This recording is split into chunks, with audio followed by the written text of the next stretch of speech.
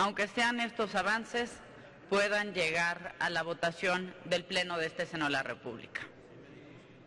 Es real, y hay que decirlo con total sinceridad y transparencia, a esta reforma le falta federalismo y le urge ciudadanía.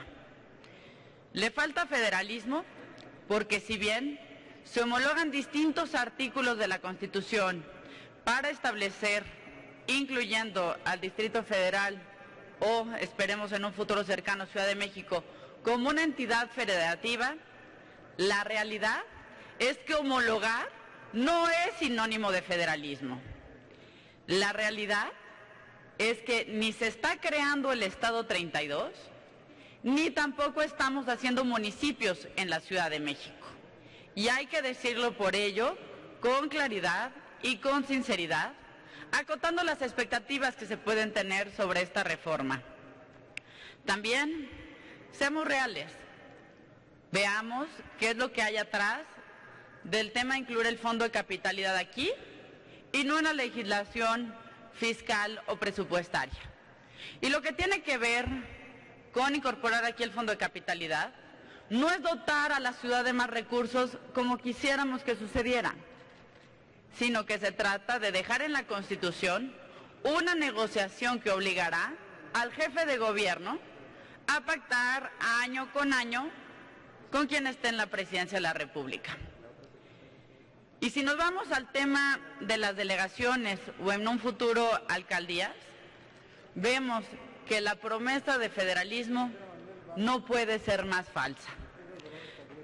Las delegaciones sufrirán tan solo, y por decirlo así, un mero bautizo y tendrán por nombre alcaldías. Pero no hay cambios sustantivos. La definición constitucional permanece intacta y permanecen como órganos político-administrativos. Eso, compañeras y compañeros, no es percepción ni opiniones políticas. Es el texto que está en la Constitución y el texto que permanece en el dictamen. Si le seguimos rascando al tema del federalismo en las alcaldías, también podemos observar que no tendrán personalidad jurídica ni patrimonio propio. Es más, fue una larga lucha y largos debates que al menos se estableciera que tuvieran como piso de facultades aquellas que tienen en la Ley Orgánica de la Administración Pública del Distrito Federal. Eso fue, en una reforma que se diría federalista, una batalla que, si bien fuera una reforma federalista, ni siquiera hubiera tenido que librarse. Pero también, compañeras y compañeros, a esta reforma le urge ciudadanía. La realidad es que es una reforma de políticos para políticos. En esta reforma, las y los capitalinos no ganan ni voz ni voto. No hay un solo párrafo en la reforma donde las y los capitalinos puedan tener un nuevo derecho como tanto y durante tanto tiempo se les ha prometido.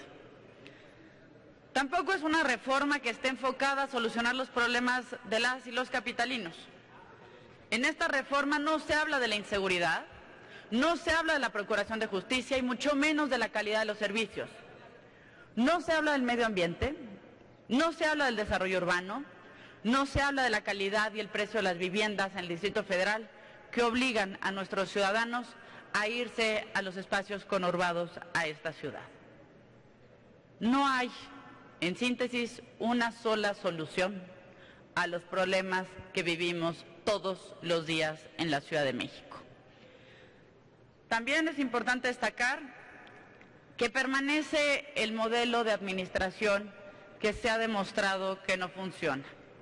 Un modelo de administración que es excluyente, que es corporativo y que es ineficaz.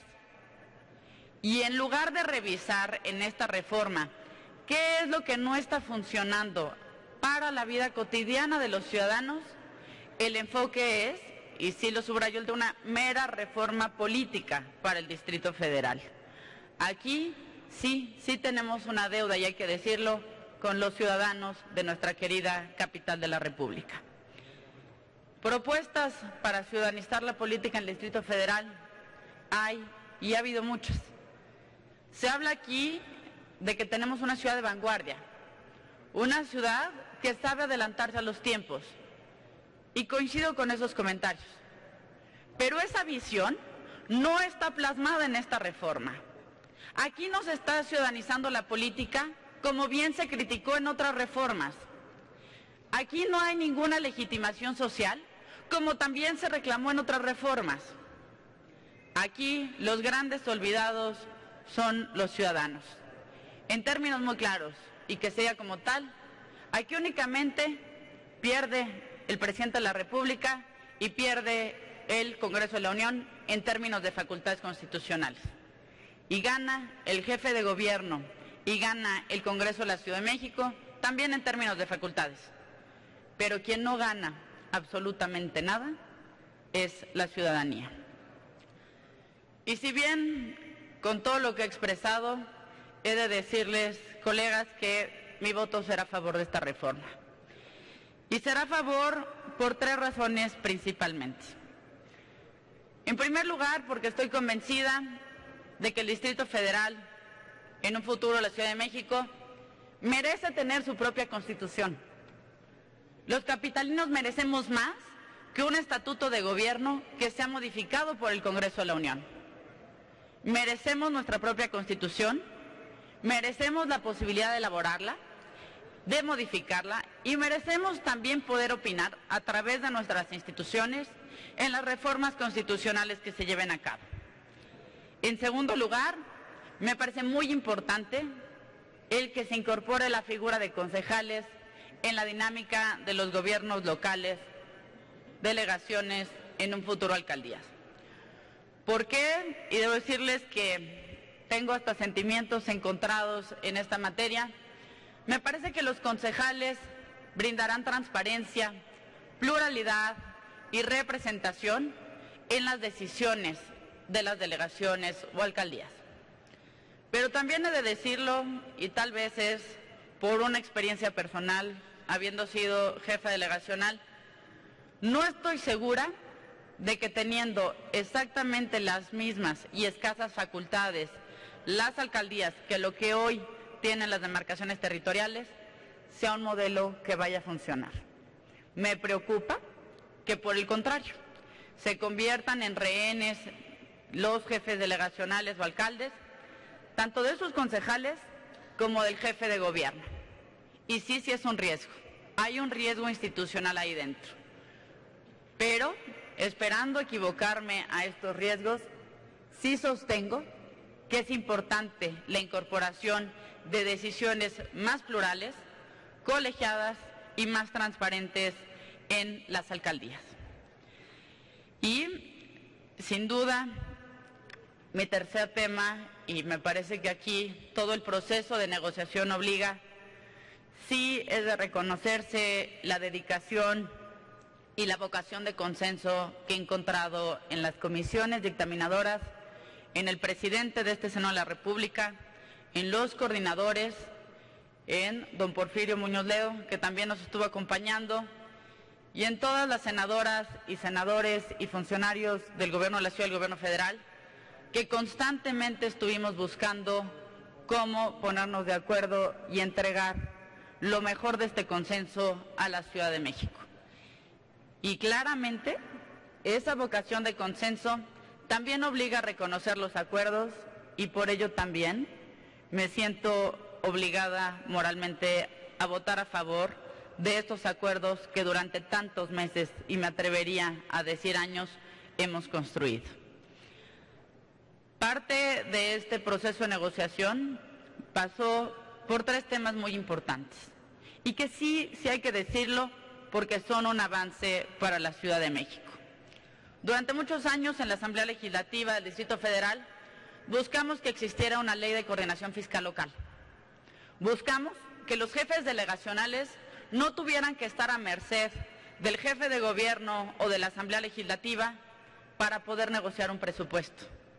Por más que buscamos el establecimiento de fórmulas o de una legislación, fue imposible. Y hoy, en este dictamen, sí contamos con un transitorio que da un piso base, pero no máximo, para los presupuestos de las alcaldías. Y ese es un gran avance. En segundo lugar, también me parece muy importante y que fue producto de un consenso entre todas las fuerzas políticas, tiene que ver con las facultades de las alcaldías. Hoy las alcaldías ya no correrán el riesgo de tener menos facultades, como sucedió en la administración anterior del gobierno capitalino, donde día con día las delegaciones perdieron facultades y se concentraba más y más poder en un gobierno del Distrito Federal completamente autoritario. Ahora, con este nuevo transitorio, sí queda claro el respeto a las facultades que hoy tienen las delegaciones en la ley orgánica de la Administración Pública del Distrito Federal. Y en tercer lugar, también hay que decirlo, se incorporaron procedimientos muy importantes y muy transparentes para distintos nombramientos. Compañeras y compañeros, estoy cierta, convencida y preocupada de que esta es una reforma de políticos para políticos. Hoy desde esta tribuna hago este reconocimiento, también dejando claro que tenemos una deuda con la ciudadanía. Una deuda que debe traducirse, sí, en verdadera voz y verdadero voto en las instituciones y en las decisiones que tome el poder público en cada una de sus esferas. El reto, y que todavía nos falta, es construir una ciudad para ciudadanos, no una ciudad de políticos. Una ciudad para ciudadanos donde tengan la posibilidad y la claridad de que los problemas que nos aquejan todos los días podrán ser solucionados. Aún así, y a pesar de todo lo que se ha vertido en esta tribuna, no solo por mí, sino por muchos oradores, me parece que sí hay que reconocer en esta reforma un avance. Tal vez no de la magnitud que deseamos, pero sí de una magnitud posible y que nos lleva y nos motiva a votar en consenso. Enhorabuena, compañeros del Senado de la República.